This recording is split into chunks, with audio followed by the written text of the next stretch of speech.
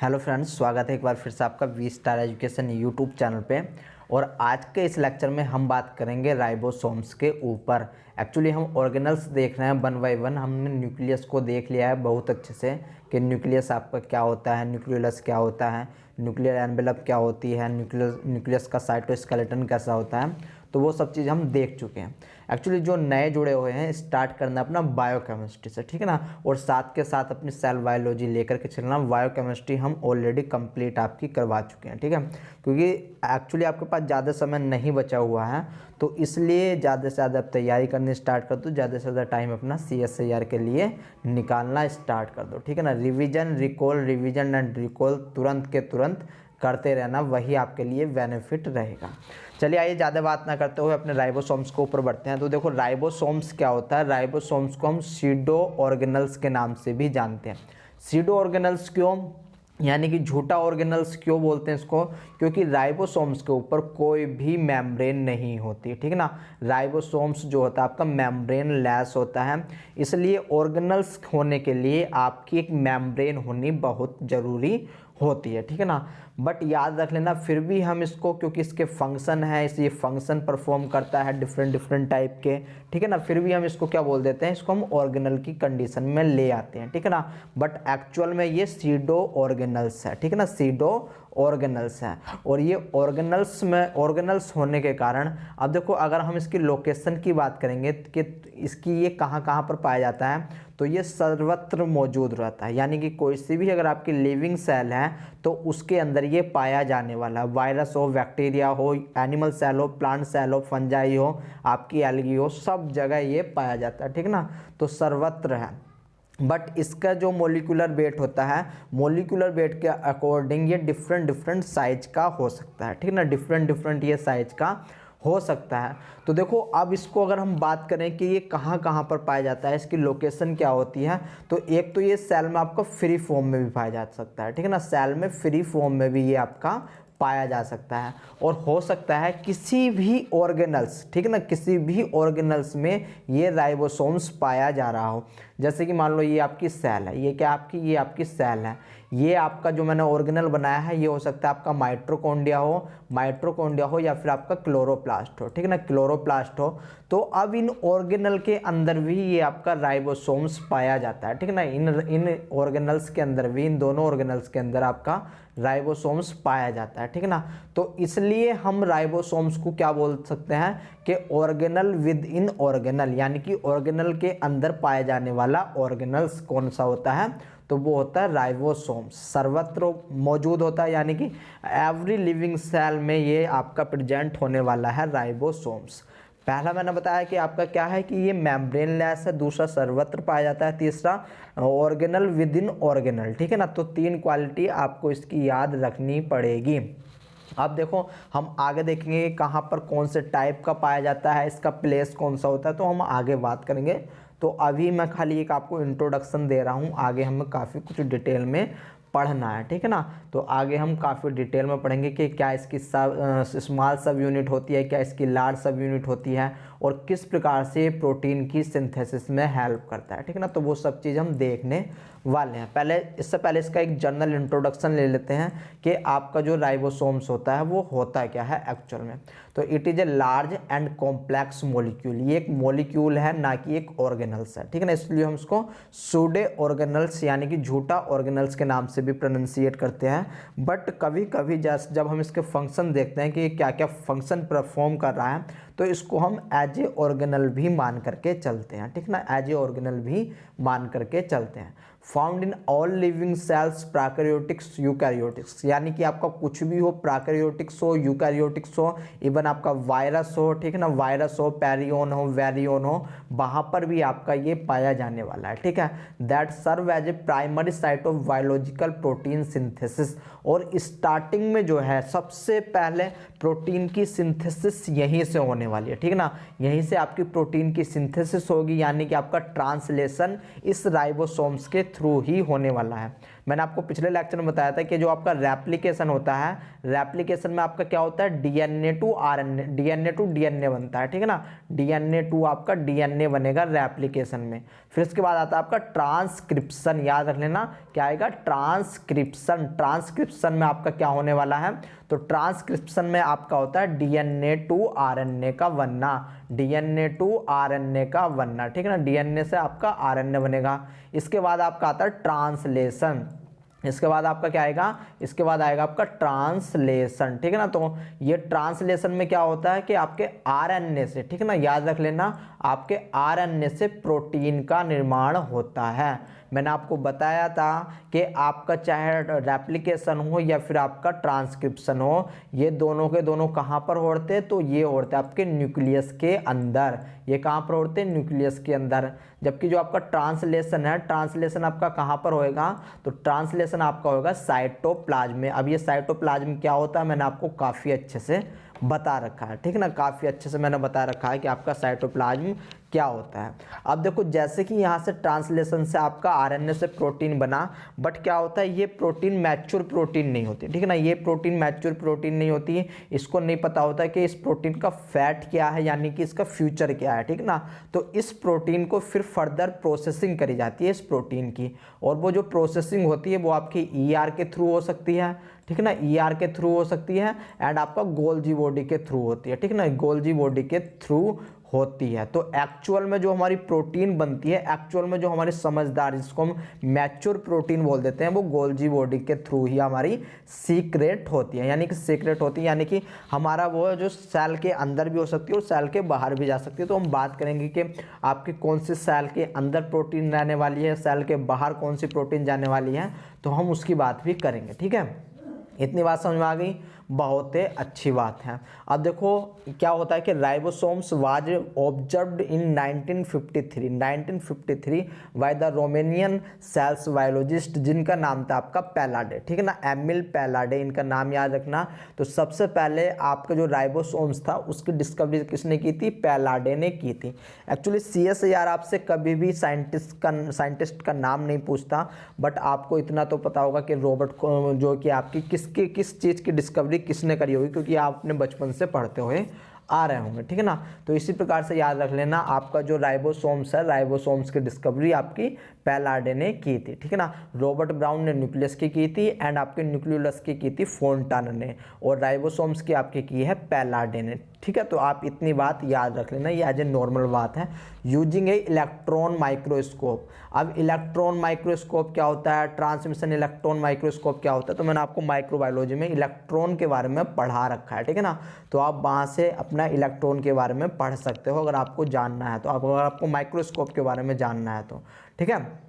इसके बाद इन prokaryotic free form in cytoplasm and protoplasm. अब देखो क्या होता है कि अगर हम राइबोसोम्स के लोकेशन की बात करें, राइबोसोम्स के लोकेशन की बात करें, तो लोकेशन इसकी दो जगह हो सकती है, ठीक है ना। किसी भी सेल्स के अंदर, ओवरऑल सेल्स की बात कर रहे हैं, किसी भी सेल के अंदर मोस्टली यूकैरियोटिक की बात कर रहे हैं, ठीक है ना, मोस्टली किसकी बात कर रहे हैं, यूकैरियोटिक की बात कर रहे हैं, क्योंकि वहीं पर आपके ऑर्गेनल्स पाए जाते हैं। जबकि आपका जो प्रोकैरियोटिक्स होता है, प्रोकैरियोटिक्स में आपका कोई भी ऑर्गेनल नहीं पाया जाता, ठीक है। तो आप इतनी बात याद रख सकते हो। तो देखो यहाँ पर अगर मैं इसके राइबोसोम्स के लोकेशन की बात करूँ, तो या तो ये फ्री फॉर्म में हो सकते हैं, यानी कि आपका साइटोप्लाज्म में ऐसे ही आपके तैरते रहते हैं, ठीक है ना, साइटोप्लाज्म में फ्लोटिंग करेंगे, या फिर ये बाउंडेड फॉर्म में हो सकते हैं। बाउंडेड फॉर्म में, अगर बाउंडेड फॉर्म में है तो किस से बाउंड हो सकते हैं, ये याद रख लेना, एक तो होते हैं ये ईआर से बाउंडेड होते हैं, एंड दूसरा जो आपका न्यूक्लियस होता है, न्यूक्लियस के ऊपर भी ये प्रेजेंट होते हैं, ठीक है ना।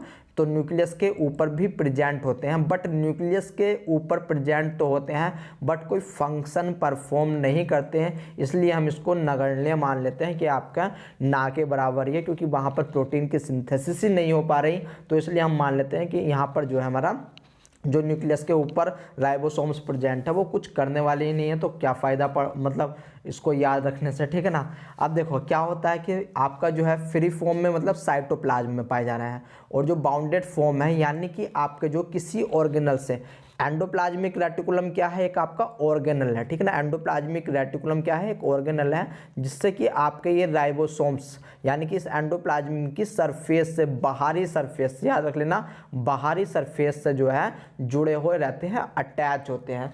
तो इस कारण से जो ER राइबोसोम्स को रखती है उनको बोलते हैं RER, यानी कि रफ एंडोप्लाज्मिक रेटिकुलम। यानी कि जब किसी भी ER से राइबोसोम्स अटैच होते हैं तो जो उसकी सतह होती है वो थोड़ी रफ हो जाती है, ठीक है ना, वो थोड़ी रफ हो जाती है। बट ऐसे आपके एंडोप्लाज्मिक रेटिकुलम जिनसे आपके राइबोसोम्स अटैच नहीं होते हैं, तो जो उनकी जो सरफेस होती है वो कैसी होती है, स्मूथ होती है। इसलिए जिस एंडोप्लाज्मिक रेटिकुलम पर राइबोसोम्स पाए जाते हैं उनको बोलते हैं RER, एंड जिस एंडोप्लाज्मिक रेटिकुलम पे राइबोसोम्स नहीं पाए जाते हैं उनको बोलते हैं SER, ठीक है।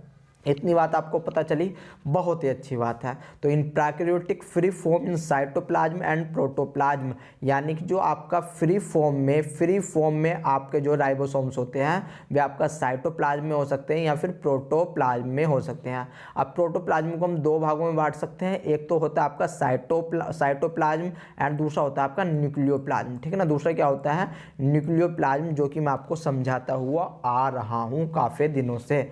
इसके बाद इन eukaryotics free in cytoplasmic inside the cell attach to the outer membrane in the endoplasmic reticulum, यानी कि जो बाउंडेड फॉर्म में होते हैं, जो बाउंडेड आपके राइबोसोम्स होते हैं वे आपके एंडोप्लाज्मिक रेटिकुलम की सरफेस पर बाउंड होते हैं, ठीक है ना। एंडोप्लाज्मिक रेटिकुलम की सरफेस पर बाउंड होने वाले हैं। देखो यहाँ पर देखो कि ये आपको कुछ फ्री फॉर्म में राइबोसोम्स चमक रहे होंगे। ये कैसे हैं, ये फ्री फॉर्म है, यानी कि ये किसी भी चीज़ से आपके अटैच नहीं है, ये साइटोप्लाज्म में ऐसे ही फ्लोटिंग कर रहे हैं। तो मैं अब आपसे पूछता हूँ, क्या ये प्रोटीन सिंथेसिस करेंगे या फिर नहीं करेंगे? तो आपका आंसर होने वाला है यस, ये प्रोटीन की सिंथेसिस करेंगे। चाहे आपका बाउंडेड हो चाहे नॉन बाउंडेड हो, आपकी प्रोटीन की सिंथेसिस करने वाला है। और देखो ये है आपकी ER, ये कैसी है, ये आपकी ER यानी कि एंडोप्लाज्मिक रेटिकुलम। तो देखो जो आपका एंडोप्लाज्मिक रेटिकुलम है, यहाँ पर आपके राइबोसोम्स अटैच है यानी कि एसोसिएट है, ठीक है ना, एसोसिएट है, इसलिए इसको बोला गया है rough endoplasmic reticulum. Rough endoplasmic reticulum इसको बोला गया है। ये आपका न्यूक्लियस था, ठीक है ना, ये आपका क्या था, न्यूक्लियस था। और इस न्यूक्लियस के अंदर भी आपके राइबोसोम्स पाए जाते हैं, यानी कि आपके राइबोसोम्स यहाँ पर भी पाए जाते हैं। क्यों? क्योंकि देखो भाई साहब, एक्चुअल में राइबोसोम्स कहाँ बनना है, वो न्यूक्लियोप्लाज्म में ही तो बनना है। कहाँ पर बनना है, न्यूक्लियोप्लाज्म बनना है। मान लो ये इसका न्यूक्लियोलस है, तो न्यूक्लियोलस से आपका RNA का निर्माण होगा, ठीक है ना। न्यूक्लियोलस से कहाँ किसका निर्माण होगा, RNA का निर्माण होगा। जबकि जो अदर क्रोमोसोम्स है उससे क्या निर्माण होने वाला है, तो उससे आपका mRNA बनेगा, ठीक है ना। उससे क्या बनेगा, आपका mRNA बनेगा। एंड देन mRNA से आपका फिर क्या बनने वाला है, आपके डिफरेंट क्रोमोसोम से tRNA बनने वाले हैं, ठीक है ना, tRNA बनने वाले हैं। तीनों के काम अलग होते हैं, सेपरेटली काम होते हैं, जिनके काम की चर्चा हम करेंगे आपका मॉलिक्यूलर बायोलॉजी में, ठीक है ना। यहाँ पर मैं अभी आपको नहीं बता रहा, ठीक है, यहाँ पर मैं अभी आपको नहीं बता रहा हूँ। तो देखो इतनी बात आपके समझ में आ गई, बहुत ही अच्छी बात है। अब बढ़ लेते हैं और थोड़ा सा आगे, ठीक है ना, आप थोड़ा सा और आगे बढ़ लेते हैं। तो देखो अब कुछ फंक्शन देख लो कि आपके जो बाउंडेड होते हैं, फ्री फॉर्म में होते हैं, उनके फंक्शन क्या क्या होते हैं। जो फ्री फॉर्म में होते हैं उनको हम साइटोसोलिक, उनको हम क्या बोलते हैं, किस नाम से जानते हैं, तो उनको हम साइटोसोलिक राइबोसोम्स के नाम से भी जानते हैं। एंड हम कह सकते हैं कि वे साइटोसोल्स में घुलनशील होते हैं, ठीक है ना। कैसे होते हैं, साइटोसोल्स में घुलनशील होते हैं। एक बात याद और रख लेना कि जो राइबोसोम्स होता है, राइबोसोम्स के ऊपर चार्ज आपका ऑलवेज निगेटिव होता है, ठीक है ना। इस पे चार्ज कैसा होता है, निगेटिव होता है। राइबोसोम्स पे वेरी वेरी इंपॉर्टेंट जो आपका चार्ज होता है वो निगेटिव होता है। और इस चार्ज को न्यूट्रलाइज करने के लिए आपका मैग्नीशियम इसके साथ अटैच होता है, ठीक है ना। क्या होता है, आपका मैग्नीशियम इसके साथ में अटैच होता है इस राइबोसोम्स के चार्ज को क्या करने के लिए, न्यूट्रलाइज करने के लिए। जिस प्रकार से हमने देखा था कि आपका क्या है कि आपका जो है DNA पे नेगेटिव चार्ज था ड्यू टू फास्फेट ग्रुप। तो राइबोसोम्स, अब आपको पता होना चाहिए, राइबोसोम्स आपका दो चीज़ों से मिलकर के बना हुआ होता है, ठीक है ना। एक तो होती है आपकी प्रोटीन की पार्ट एंड दूसरी होती है आपकी rRNA का पार्ट, ठीक है ना, rRNA का पार्ट होता है, ठीक है ना। तो हम आगे बात करेंगे। और इस rRNA पे फॉस्फेट ग्रुप रहता है, और फॉस्फेट ग्रुप क्या करता है, आपका निगेटिविटी शो करवाता है, ठीक है ना, निगेटिविटी शो करवाता है। प्रोटीन से एक बात और याद आई, कल मैंने आपको हिस्टोन प्रोटीन बताई थी, तो उसमें हिस्टोन प्रोटीन में जो कोर प्रोटीन आती है वहाँ पर शायद मैंने आपको गलत बता दिया था, तो याद रखना H2B एंड H2A, ठीक है ना, H2B and H2A, H3 and आपका H4, ये आपकी कोर प्रोटीन होती हैं। ये कौन सी प्रोटीन होती है हिस्टोन की, ये आपकी कोर प्रोटीन होती है। एंड H1 आपकी लिंकर प्रोटीन होती है, ठीक है ना। H1 क्या होती है, लिंकर प्रोटीन होती है। ये आपका जो है कल ठीक कर लेना, जो मैंने आपको कल बताया था। तो एक्चुअल में आपका ये है। वैसे हम जब न्यूक्लियोसोम मॉडल पढ़ेंगे मॉलिक्यूलर बायोलॉजी में, तब हम इसको और अच्छे से डिटेल में देखेंगे, ठीक है ना। आई थिंक सेल साइकिल में भी आपका नहीं, सेल साइकिल में नहीं है आपका मॉडल, ये आपको मॉलिक्यूलर बायोलॉजी में देखने को मिलेगा कि आपकी लिंकर प्रोटीन कौन सी होती है, कोर प्रोटीन क्या होती है, न्यूक्लियोसोम मॉडल्स वगैरह क्या होते हैं, ठीक है ना। तो ये सब आपको वहीं पर देखने को मिलेगा, ठीक है। तो देखो अब क्या होता है, एक कंडीशन ऐसी आती है, एक कंडीशन और याद रख लेना कि वैसे तो ये सारी बातें जो मैं आपको यहाँ पर बता रहा हूँ ना, मतलब जो आपका यहाँ पर लिखा हुआ है स्लाइड में नहीं है और मैं आपको बता रहा हूँ, ये सारी बातें हम मॉलिक्यूलर बायोलॉजी में बात करेंगे, बट यहीं से अगर आप याद रखने की कोशिश करोगे तो काफ़ी अच्छा रहेगा आपके लिए। तो एक होता है, देखो एक तो होता है हमारे पास सिंपल सा राइबोसोम्स हमारा कैसे मिलकर के बना हुआ है, प्रोटीन से एंड आपका rRNA से मिलकर के बना हुआ होता है, ठीक है ना। अगर मैं इनके रेशो की बात करूंगा तो याद रख लेना, जो आपका प्राकैरियोटिक होते हैं उनमें रेशो 1:1 होता है, उनमें रेशो कैसा होता है, 1:1 होता है। जबकि आप यूकैरियोटिक में बात करोगे तो यूकैरियोटिक में जो आपकी प्रोटीन होती है इसका रेशो कितना होने वाला है, इसका रेशो आपका 2 होता है एंड rRNA का रेशो 1 होता है, ठीक है ना। ये आपका है प्रोटीन एंड ये है आपका rRNA, ठीक है ना। ये क्या आपका rRNA है, ठीक है ना, rRNA आपका है, ठीक है। इतनी बात याद रख लेना। अब देखो एक और नाम आपने सुना होगा जिसको बोलते हैं पॉलीराइबोसोम्स, ठीक है ना, पॉलीराइबोसोम्स। तो ये पॉलीराइबोसोम्स क्या होता है, तो पॉलीराइबोसोम्स के लिए देखो, जब आपका कोई भी एक mRNA होता है, ये आपका क्या है, ये आपका एक mRNA, ठीक है ना, जो कि कहाँ पर आ चुका है, जो कि आ चुका आपका साइटोप्लाज्म में, ठीक है, साइटोप्लाज्म में आपका आ चुका है। अब इस mRNA से आपके काफ़ी सारे जब राइबोसोम्स अटैच होंगे एक ही RNA से, जब काफ़ी सारे राइबोसोम्स अटैच होंगे एक ही mRNA से, तो इस फॉर्म्स को क्या बोलते हैं, इस फॉर्म को हम बोलते हैं पॉलीराइबोसोम्स, ठीक है ना। अब इसको क्या बोलते हैं, पॉलीराइबोसोम्स के नाम से ये चीज़ें जानी जाती है, ठीक है ना। इसको हम स्ट्रिंग ऑफ वीड्स के नाम से भी जानते हैं, ठीक है ना, स्ट्रिंग ऑफ वीड्स भी इसको बोल देते हैं, जो कि मॉडल हम पढ़ेंगे कहाँ पर, आपका मॉलिक्यूलर बायोलॉजी में, ठीक है। तो आपको इस बात को भी याद रखना पड़ेगा, अभी याद रख लो तो आपके लिए बेनिफिट है, आगे चल करके आपको कहीं से भी कोई भी दिक्कत नहीं आने वाली है, ठीक है। इतनी बात याद होगी, बहुत अच्छी बात है। तो देखो अब मैंने आपको बताया है, चलो मैं आपको आगे ही लेकर के चलता हूँ, ठीक है, क्योंकि वहीं से स्टार्ट करता हूँ जहाँ पर मैंने आपका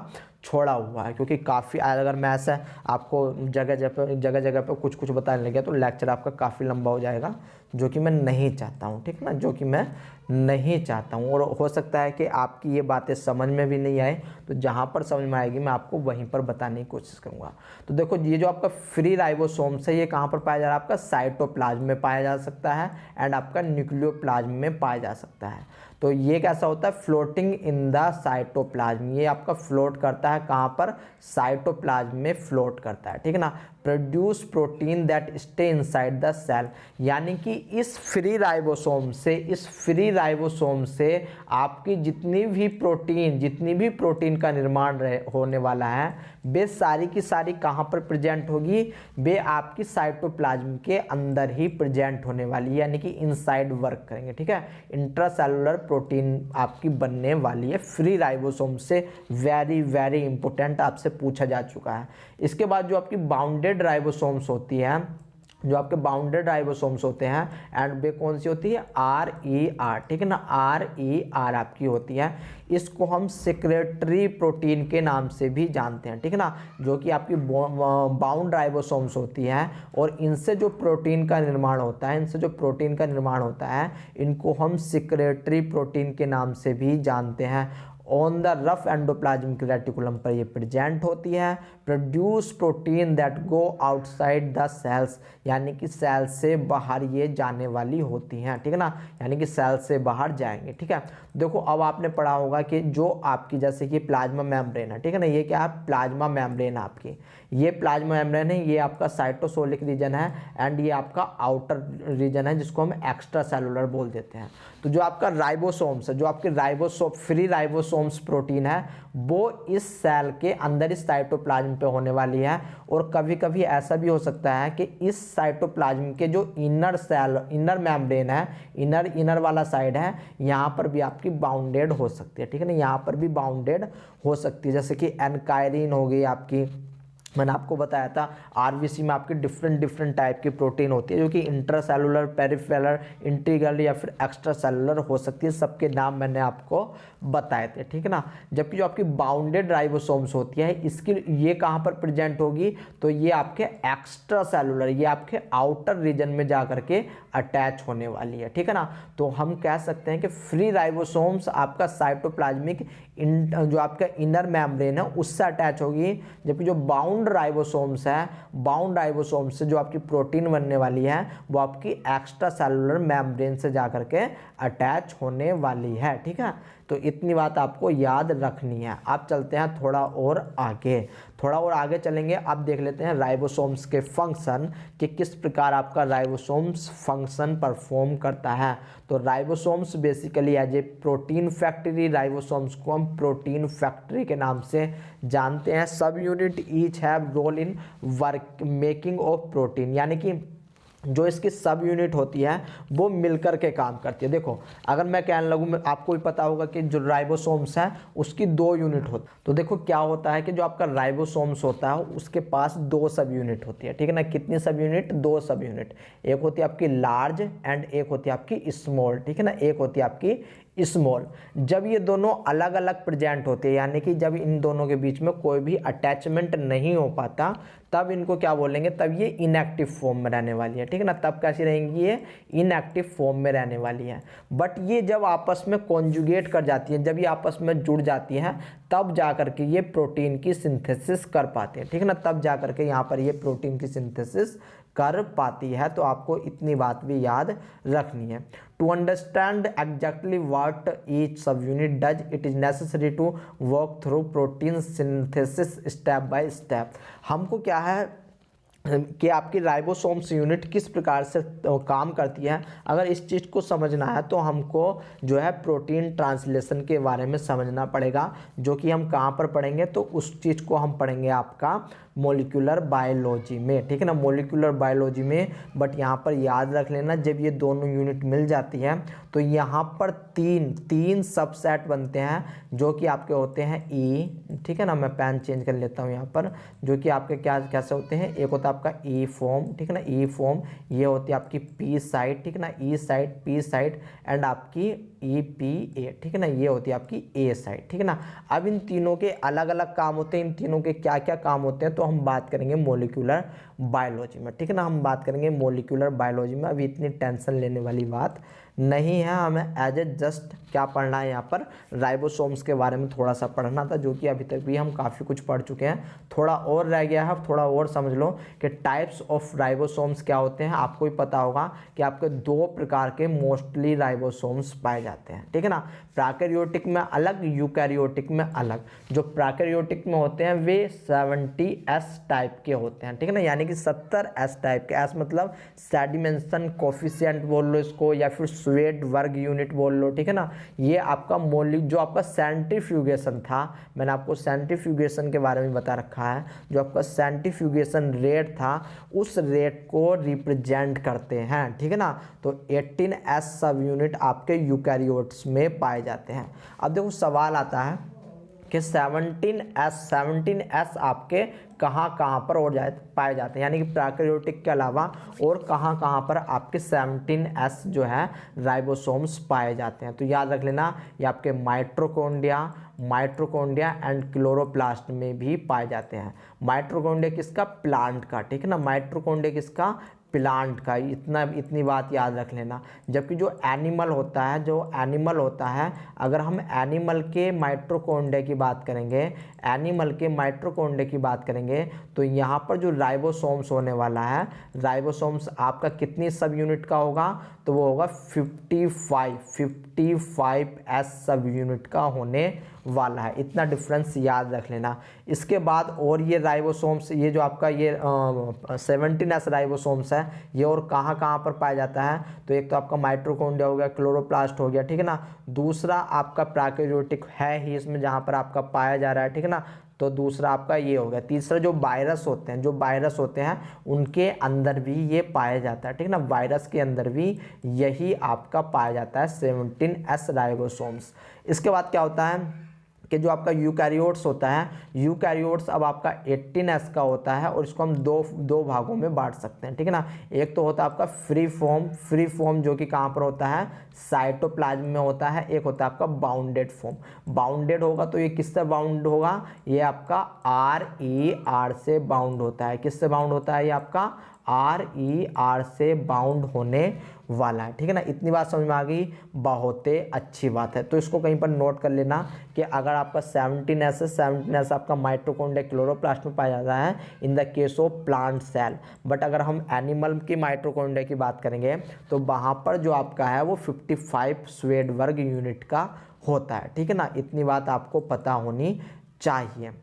अब देखो इसके बाद क्या होता है कि 17S को हम दो भागों में बांट सकते हैं। एक तो आपकी लार्ज सब यूनिट, एक होती है आपकी स्मॉल सब यूनिट। इसी प्रकार से जो आपका 18S है उसको भी हम दो सब यूनिट में बांट सकते हैं। ये आपकी लार्ज सब यूनिट है, ये कैसी है? ये आपकी लार्ज सब यूनिट है एंड ये आपकी स्मॉल सब यूनिट है, ठीक है ना। स्मॉल सब यूनिट होने वाली है।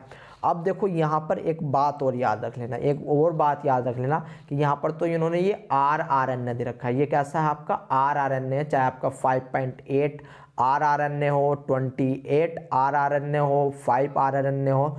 तो अगर ये प्रोकैरियोटिक है तो यहाँ पर एक तो पाया जा रहा है आपका rRNA जो कि इस डायग्राम में इन्होंने शो कर रखा है, ठीक है ना, जो कि मोस्टली डायग्राम में आप शो होया देखोगे।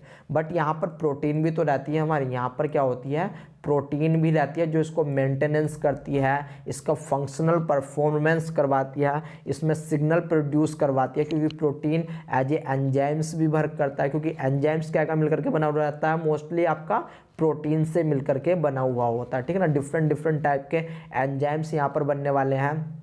तो याद रख लेना, जब हम प्रोकैरियोटिक में आरएनए एंड आपका क्या आरएनए एंड प्रोटीन का रेशो देखते हैं तो ये 1:2:1, ठीक है ना। यानी कि जितना आपका आरएनए है उतना ही आपका प्रोटीन पाया जाएगा, प्रोटीन उतना ही आपका यहाँ पर पाया जाने वाला है, ठीक है ना। तो आपको इतनी बात याद रखनी पड़ेगी।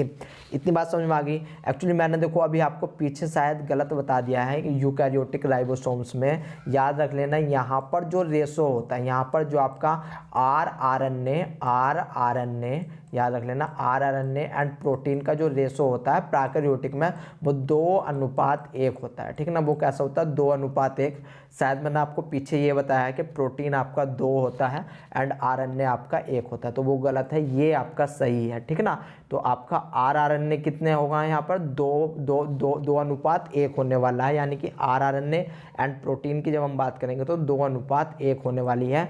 यही आपकी सही है, ठीक है ना, यही आपकी सही है, यही आपकी कंफर्म है, ठीक है।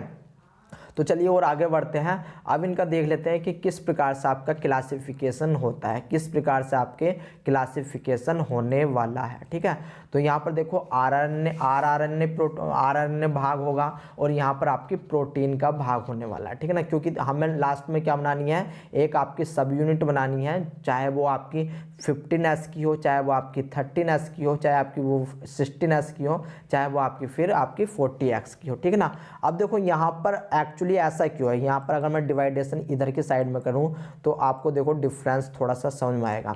अगर मैं यहाँ पर 17s को, ठीक है ना, यहाँ पर ही बना देता हूँ। यहाँ पर अगर मैं 17s की बात करूँ कि 17s को हम डिवाइड कर देते हैं दो सब यूनिट में, ठीक है ना, एक होती है आपकी लार्ज एंड दूसरी होती है आपकी स्मॉल। तो जब हम इसको डिवाइड करेंगे तो हम कह सकते हैं जो आपकी लार्ज है वो कितने में डिवाइड हो सकती है, 15s में। वो कितने में डिवाइड होगी, 15s में डिवाइड होने वाली है। एंड जो आपकी स्मॉल है वो कितने में, आपकी 13s में, ठीक है ना, 13s में डिवाइड होने वाली है। तो आप कहोगे कि सर 50 और 30 तो 80 होते हैं, ये 70 कैसे? तो देखो भाई साहब, ऐसा होता है कि अब इस समय ये फ्री फॉर्म में यानी कि स्पेस ज़्यादा घेरेंगी। बट जब हम इनका क्या करेंगे, जब इनको कॉम्पैक्शन करवाएंगे, जब हम इनको मिलाएंगे तो प्रोटीन क्या होती है, एक के ऊपर एक बाउंड हो जाती है इस प्रकार से, ठीक है ना। यानी कि आपका जो है जो इसका स्थान है, जो इसका प्लेस है वो कम होने वाला है, ठीक है ना। यहाँ पर मुझे कोई कैप नहीं मिल रहा, तो देखो इसको ऐसा समझो कि मान लो यहाँ पर ये 70 है, ये 70 है, ये फ्री फॉर्म में है, ठीक है ना, फ्री फॉर्म में है। सॉरी, ये 70 आपकी, ये कैसी है, ये आपकी टोटल प्रोटीन है, ठीक है ना, ये टोटल प्रोटीन है। अब इससे आपकी दो प्रोटीन मिलकर के बननी है, एक तो आपकी 50 वाली एंड एक आपकी 30 वाली, ठीक है ना, एक है 30 वाली। बट यहाँ पर क्या हो रहा है कि आपका जो है 50 और 30 तो 60 होना चाहिए था, 50 और 30 कितना होना चाहिए था, आपका 60 होना चाहिए था। बट जब हम इन दोनों को 50 और 30 को आपस में इकट्ठा करते हैं, तो यहाँ पर प्रोटीन क्या होती है, एक के ऊपर एक प्रोटीन चढ़ जाती है। यानी कि यहाँ पर देखो, जब हम इसको सिंगल फॉर्म में रख रहे हैं तो ये स्थान ज़्यादा घेरेगी, बट जब हम इसको एक साथ कॉन्जुगेट कर देंगे तब ये क्या होगी, ये कॉम्पैक्शन शो करेगी, यानी कि एक से दूसरे में मिल जाएगी, ठीक है ना। तो जितना स्थान पहले घिरा जा रहा था अब उतना स्थान नहीं घिरा जा रहा, उससे कम स्थान घिरा जा रहा है, इसलिए 17s होती है, ठीक है ना। 17s को जब हम डिवाइड करते हैं तो ये आपके 15s एंड 30s में चले जाती है, ठीक है ना। अगर हम इसका भी डायमर बनाएंगे, 17s का डायमर बनाएंगे तो वो हमारा 100s का होने वाला है, 100s का डायमर होगा, ठीक है ना। 100s का डायमर क्यों होगा, क्योंकि जब हम 17s एंड 17s, ठीक है ना, इन दोनों को मिला करके चलने वाले हैं तो हमारा और ज़्यादा कॉम्पैक्शन होगा, और 17s प्लस 17s का जो हमारा डायमर होगा वो हमारा 100s स्वेडबर्ग यूनिट देने वाला है। इतनी बात समझ में आ गई, बहुत ही अच्छी बात है। तो अब ये जो आपकी लार्ज सब यूनिट है इसको भी हम फर्दर डिवाइड करते हैं, ठीक है ना, इसको भी हम फर्दर डिवाइड करते हैं। और जो आपकी स्मॉल सब यूनिट होती है इसको भी हम फर्दर डिवाइड करते हैं। जो आपकी 50s राइबोसोम्स की होती है इसको हम एक करते हैं 23s में डिवाइड करेंगे, एंड दूसरी क्या होगी आपकी 5s होने वाली है, ठीक है ना, 5s होने वाली है। जबकि 30s यानी कि 30 स्वेडबर्ग को हम किस में आपका डिवाइड कर सकते हैं, तो इसको कर सकते हैं 16s में डिवाइड कर सकते हैं, ठीक है ना। इतनी बात आपको याद रखनी पड़ेगी, ठीक है। तो देखो अब क्या होने वाला है, अब आपका यहाँ पर प्रोटीन भी होगी, ठीक है ना, प्रोटीन भी होगी। तो यहाँ पर याद रख लेना जो आपका लार्ज सब यूनिट है, अगर मैं यहाँ पर प्रोटीन की बात करूँ कि यहाँ पर कितनी प्रोटीन पाई जाएगी, तो याद रख लेना यहाँ पर आपकी 13 डिफरेंट टाइप की, ठीक है ना, यहाँ पर क्या है 13 डिफरेंट टाइप की प्रोटीन आपकी पाई जाने वाली है, ठीक है ना, 13 डिफरेंट टाइप की प्रोटीन आपकी पाई जाने वाली है। जबकि जो आपका ये 30s होता है, 30s में आपकी जो है कितनी प्रोटीन पाई जाने वाली है, तो आपकी 20 टाइप की डिफरेंट प्रोटीन यहाँ पर पाई जाती हैं, ठीक है ना, डिफरेंट प्रोटीन पाई जाती हैं। याद रख लेना ये जो 17s होता है, 17s का जो 16s होता है, ये हमको इवोल्यूशनरी स्टडी में काम आता है हमारे। यानी कि जब हम किसी भी इवोल्यूशन की बात करते हैं कि किसी भी हमारे जो एंसेस्टर थे उनकी हम बात करेंगे, तो उनका अगर हमें पता लगाना है तो हम 16s के थ्रू ही पता लगाते हैं। इतनी बात आपको पता होनी चाहिए, ठीक है ना। तो ये तो था आपके 17s के लिए। अगर हम यहीं पर बात करें 18s के लिए, तो देखो भैया 18s के लिए क्या होने वाला, सीधी बात देख लो, 18s को भी हम दो भागों में डिवाइड करते हैं। एक होता है हमारा 60s, ठीक है ना, एक होता है हमारा 60s जिसको हम 60 बोल देते हैं, एंड एक होता है हमारा 40, ठीक है ना, एक होता है 40s। जब हम 60s को डिवाइड करते हैं तो इसको हम तीन भागों में डिवाइड करते हैं। एक होता है आपका 28, ठीक है ना। एक होता है आपका 28S एंड दूसरा आपका क्या होने वाला है 5.5, ठीक है ना, 5.5 एंड तीसरा आपका क्या होने वाला है, तो तीसरा आपका होने वाला है 5, ठीक है ना, तीसरा होने वाला है 5S, ठीक है, ये सारे एस है। और जब हम स्मॉल सब यूनिट को डिवाइड करते हैं तो ये हमारा किस में जाने वाला है, ये हमारा जाने वाला है 18S में, ये हमारा जाने वाला है 18S में। अब यहाँ पर याद रख लेना जो आपकी प्रोटीन होगी तो यहाँ पर ऑलमोस्ट आपके 15 डिफरेंट टाइप की प्रोटीन होने वाली है, 15 डिफरेंट टाइप की प्रोटीन होने वाली है। ये मैं आपको एग्जैक्ट वैल्यू नहीं बता रहा प्रोटीन की, क्योंकि एग्जैक्ट वैल्यू कभी नहीं पूछी जाती, हर किताब में हर बुक में आपकी अलग अलग लिखी हुई है, ठीक है ना। कहीं पर 31 है, कहीं पर इसको आप देखो कहीं कहीं पर किसी किताब में लिखा जाता है कि यहाँ पर आपकी 49 पाई जाती है, ठीक है ना, 49 पाई जाती है। तो मैं आपको नियर बाई वैल्यू बता करके चल रहा हूँ। नियर बाई वैल्यू आप याद रख सकते हो। अब इसको कैसे याद रखना है इसका मैं एक आपको बता देता हूँ, ठीक है ना, अभी बता दूंगा। अब यहाँ पर क्या होता है कि जो आपका 14S है यहाँ पर आपकी 30 टाइप की डिफरेंट प्रोटीन आपकी पाई जाती है, ठीक है ना। ये आपको मैं नियर बाई वैल्यू बताने की कोशिश यहाँ पर कर रहा हूँ, ठीक है, इतनी बात समझ में आ गया। अगर हम 18S में इवोल्यूशनरी की बात करेंगे कि हमको इवोल्यूशनरी की स्टडी कौन करवाएगा, तो वो हमारा 18S होता है, ठीक है ना। तब हम 18S की बात करते हैं जब हम इवोल्यूशनरी के रिगार्डिंग यहाँ पर बात करते हैं, ठीक है ना। इतनी बात समझ में आ गई, बहुत ही अच्छी बात है। तो देखो भाई साहब एक बात और भी याद रख लेना कि आपका जो 18S हो, चाहे 5.5S हो या फिर आपका 18S हो, ठीक है ना। मैं इसको दूसरे पेन से यहाँ पर ले लेता हूँ, ब्लैक ले लेता हूँ। चाहे आपका 28S हो, 5.5S हो या फिर आपका 18S हो, इनका फॉर्मेशन RNA पॉलीमरेज ए से होता है, ठीक है ना। Very very important, RNA polymerase A से इनका फॉर्मेशन होने वाला है। अब ये पॉलीमरेज क्या होते हैं हम बात करेंगे मोलिकुलर बायोलॉजी में, ठीक है। और जो आपका 5S होता है, 5S का जो हमारा जो है इसका निर्माण होता है वो होता है RNA पॉलीमरेज थर्ड से, RNA पॉलीमरेज थर्ड से हमारा इसका निर्माण होता है, ठीक है। तो आपको इतनी बात याद रखनी है। अब इतनी बात तो मैंने आपको इसमें समझा दी है, ठीक है ना, समझा दी है। तो अब चलते हैं हम थोड़ा सा और आगे और देख लेते हैं कि किस प्रकार से आपका ये डायग्राम है। तो जो आपका राइबोसोम्स होता है उसमें दो पार्ट होते हैं, एक आपका आरएनए पार्ट होता है, दूसरा आपकी प्रोटीन पार्ट होता है, जिसको मिला करके आपका राइबोसोम्स बनता है, ठीक है ना, जिसको मिला करके राइबोसोम्स बनता है। तो देखो अब अगर हम 17S की बात करेंगे, 17S आपका कहाँ कहाँ पर मैंने बताया था, तो एक तो आपका प्रोकैरियोटिक में पाया जा रहा था, ठीक है ना, प्रोकैरियोटिक में पाया जा रहा था, एंड प्लांट के आपका चाहे वो माइटोकॉन्ड्रिया हो, चाहे तो वो माइटोकॉन्ड्रिया हो, एंड चाहे आपका कैसा हो क्लोरोप्लास्ट हो, ठीक है ना, आपका चाहे क्लोरोप्लास्ट हो, ये पाया जाता है, ठीक है ना, ये आपका पाया जाता है। इसके बाद इसको इस 17S को हम दो भागों में यानी कि दो सब यूनिट में डिवाइड कर सकते हैं, ठीक है ना, दो सब यूनिट में डिवाइड कर सकते हैं। एक तो होती है आपकी लार्ज, एक होती है लार्ज एंड दूसरी होती है आपकी स्मॉल, ठीक है ना। दूसरी क्या होने वाली है, यहाँ पर स्मॉल सब यूनिट होने वाली है। जो लार्ज होती है उसको बोलते हैं हम 15S और जो आपकी स्मॉल होती है उसको बोलते हैं हम 13S, ठीक है ना, उसको क्या बोलेंगे 13S के नाम से जान। तो देखो जो ये आपका 15S वाला होता है, जो आपका 15S वाला होता है, इसको हम अब दो भागों में बांट सकते हैं। एक तो होता है आपका प्रोटीन पार्ट एंड दूसरा होता है आपका RNA वाला पार्ट, ठीक है ना, RNA वाला पार्ट होता है। इस RNA का फॉर्मेशन कहाँ से होता है, तो न्यूक्लियोलस से होता है, ठीक है ना, न्यूक्लियोलस से होता है। तो यहाँ पर जो आपकी प्रोटीन पाई जाएगी, इसमें जो प्रोटीन पाई जाएगी ऑलमोस्ट वो 31, यानी कि इसको हम 30 अगर लेकर के चलें तो कोई नुकसान थोड़ी ना है। हम नियर बाई वैल्यू लेकर के चलना है कि हमारा मान लो यहाँ पर आपके 31 टाइप की टोटल प्रोटीन होती है, L1 L2 L3 L4 and up to L30 तक आपकी जो होती है, ठीक है ना। तो अब हम क्या है, ये तो आपकी होगी प्रोटीन, बट जब हम RNA की बात करते हैं तो RNA को हम दो भागों में बांट सकते हैं 15S के।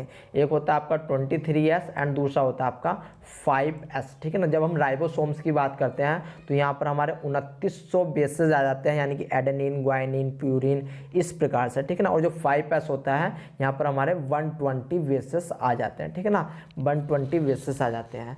तो ये था आपके लार्ज सब यूनिट किसमें, 17S में। अब जब हम इसकी स्मॉल सब यूनिट देखेंगे तो वो होती है आपकी 13s की, ठीक है ना। कितनी की होती है? 30s की होती है, जिसमें जो टोटल, अगर यहाँ पर प्रोटीन की बात करूँ मैं, यहाँ पर प्रोटीन की बात करूँ तो वो नियरली हम 20 मान के चलते हैं, ठीक है ना, नियरली 20 मान करके चलते हैं।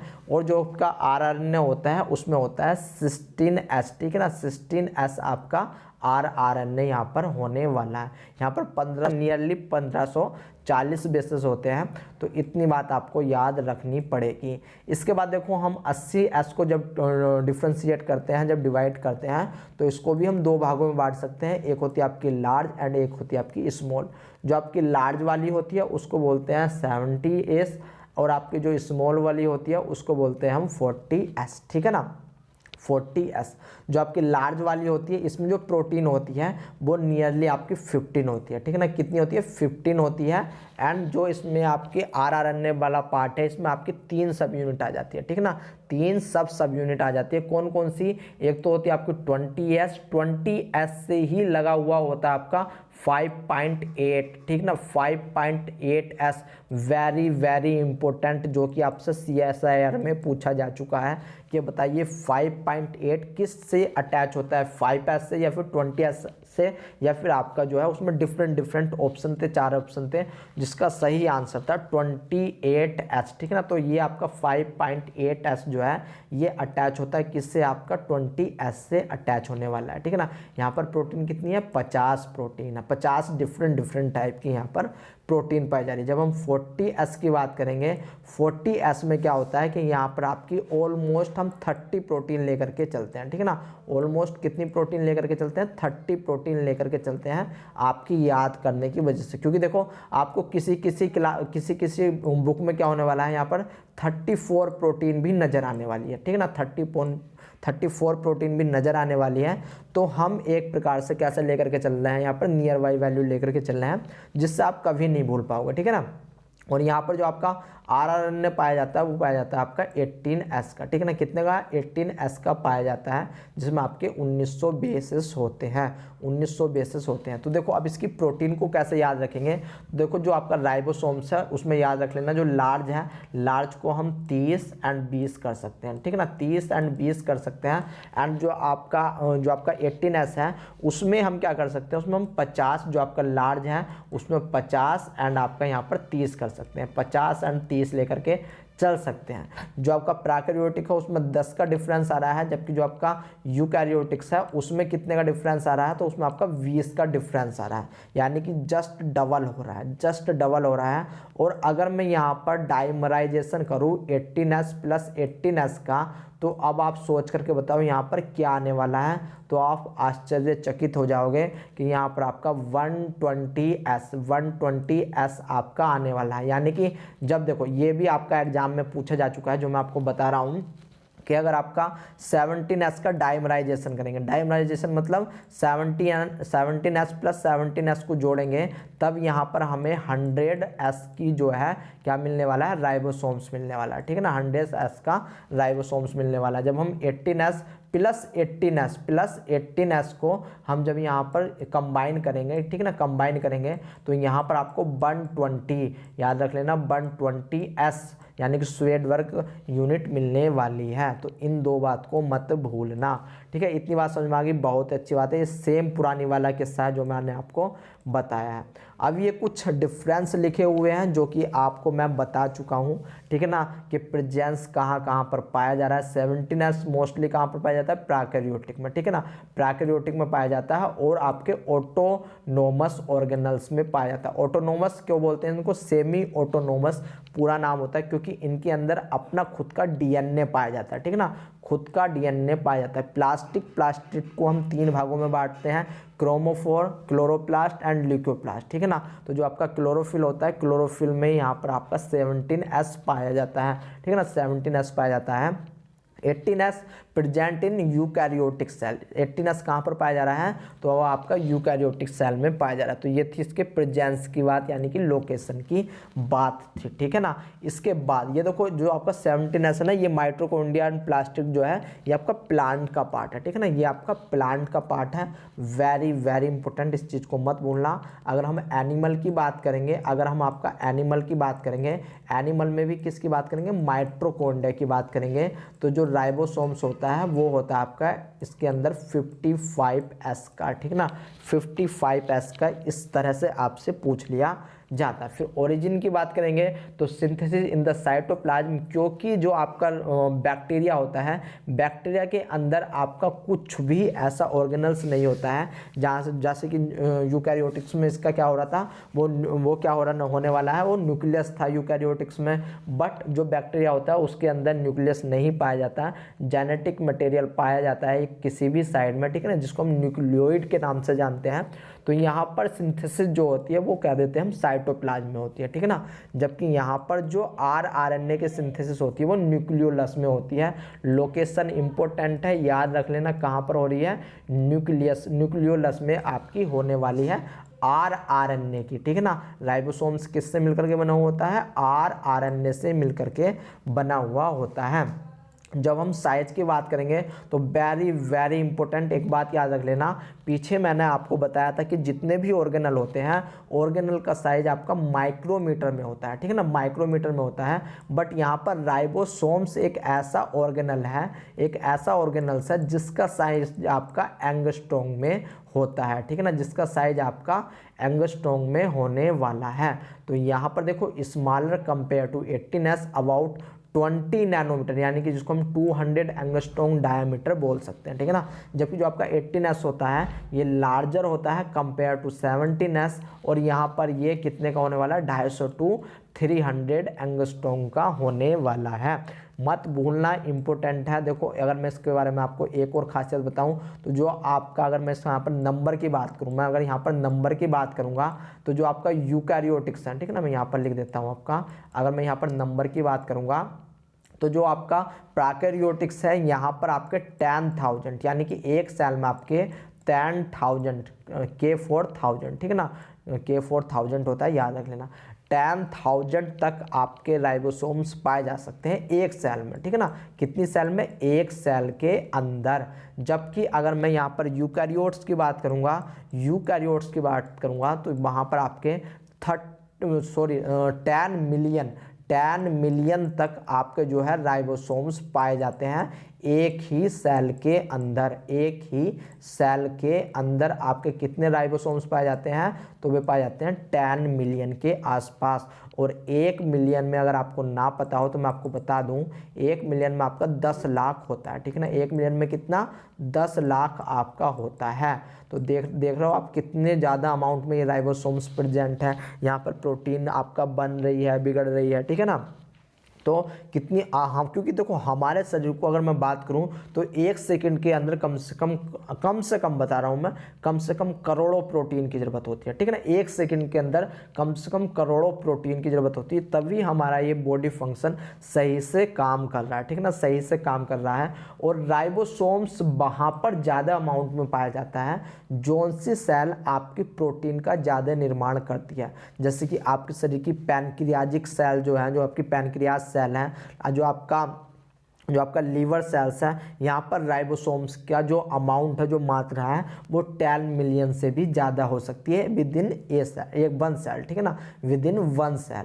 इसके बाद टाइप की बात करेंगे तो मोस्टली फ्रीली फ्लोटिंग टाइप्स होता है, क्योंकि ये क्या होता है, ये साइटोप्लाज्म में पड़ा हुआ होता है। क्योंकि ये जो 17S है, ये 17S को समझो यहाँ पर प्रोकैरियोटिक, ठीक है ना, प्रोकैरियोटिक समझो, जबकि 18S को यहाँ पर यूकैरियोटिक समझो, ठीक है ना, यूकैरियोटिक समझो। तो यहाँ पर कैसा है, 17S में यहाँ पर ये फ्री फॉर्म में फ्लोट करता रहता है, जबकि जो आपका 18S होता है यहाँ पर ये फ्रीली फ्लोट भी कर सकता है एंड मेम्ब्रेन बाउंड भी हो सकता है। मेम्ब्रेन बाउंड है तो वो किसके साथ है, ER के साथ है, ठीक है ना, ER के साथ में है। इसके बाद अगर हम सब यूनिट की बात करेंगे तो यहाँ पर एक 50 की होती है एंड 30 की होती है। और टोटल RNA यहाँ पर कितने होते हैं, 3 RNA होते हैं, rRNA, ठीक है ना, rRNA, mRNA एंड आपका tRNA। जबकि यहाँ पर अगर हम सब यूनिट की बात करें तो यहाँ पर 60 एंड आपका 40 की बात करते हैं। यहाँ पर आपके 4 RNA होते हैं, कौन कौन से, rRNA, tRNA एंड इसके बाद आपका mRNA एंड एक और RNA होता है जिसको बोलते हैं हम स्मॉल RNA, ठीक है ना, स्मॉल RNA। स्मॉल RNA में आपका snow RNA, snRNA, micro RNA, जिसकी बात हम मोलिकुलर बायोलॉजी में करेंगे। तो डिफरेंट टाइप के आपको वहाँ पर आपको क्या मिलने वाले हैं, आपको आरएनए पढ़ने को मिलेंगे, ठीक है ना। इनहिबिशन की बात करेंगे तो जो आपका प्रोटीन यहाँ पर 17S की होती है, यहाँ पर आपकी डिफरेंट टाइप की क्या होने वाली है, डिफरेंट टाइप की यहाँ पर आपकी एंटीबायोटिक होती है, जैसे कि टेट्रासाइक्लिन हो गई, इरेथ्रोसाइट्स होगी, इसके बाद क्लोरमफेनिकोल भी इसी में आ जाती है, ठीक है ना, क्लोरमफेनिकोल हो गई।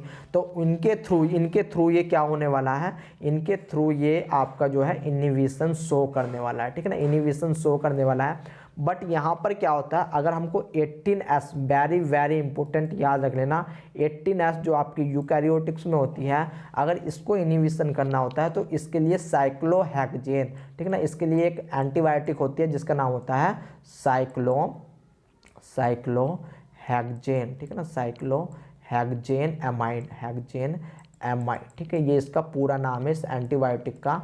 तो आपको ये नाम याद रखना है, जो कि क्या करती है, 18S को कंट्रोल करती है, 18S को कंट्रोल करती है। और जितने भी आपके एंटी पैरासाइटिक, याद रख लेना, एंटी पैरासाइटिक ड्रग्स होते हैं वे सब भी आपके 18S पे काम करते हैं। जैसे कि आप घरों में जब आप बच्चे होते हो तो घर में आपको एक मेडिसिन दी जाती है जिसका नाम होता है एल्बेंडाजोल, ठीक है ना, क्या होता है, एल्बेंडाजोल होता है, ये एंटी पैरासाइटिक होता है। तो ये भी मेनली आपका 18S पे ही वर्क करने वाला है। तो दोनों के नाम मत भूलना, एल्बेंडाजोल, ठीक है ना, एल्बेंडाजोल। तो ये था अब तक का आपका राइबोसोम्स। आई होप आपको राइबोसोम्स समझ में आया होगा। इसको याद रख लेना, इसके टाइप्स क्या है, कहाँ पर पाया जा रहा है, पाया तो ये सर्वत्र जाएगा, ठीक है ना, बट कहाँ पर ये आपका जो है कहाँ पर इसका साइज कैसा है, इसका टाइप्स क्या है, ओरिजिन कहाँ पर हुई है, सब यूनिट क्या है, इंपॉर्टेंट आपकी सब यूनिट है, सब यूनिट के बारे में आपको पता होना चाहिए कि सब यूनिट कौन कौन सी होती हैं, ठीक है ना, और इसका जो है ओरिजिन कहाँ पर होता है, और इनहिबिशन भी आपको याद होना चाहिए। क्योंकि देखो आप जो है किसी भी कंपटीशन की तैयारी कर रहे हो, ठीक है ना, चाहे नीट हो, नेट हो, ICMR हो, आपका DVT हो या फिर आपका गेट हो, तो वहाँ पर आपसे इन तीनों के बारे में पूछा जाता है। ये क्लोरमफेनिकोल जो है, क्लोरमफेनिकोल ये आपका 17S का, ठीक ना, protein synthesis of 17S ribosome is inhibited by chloramphenicol, ठीक है ना। तो ये इतना भी आपको याद रखना पड़ेगा। तो आई होप गाइज आपकी समझ में ये आया होगा।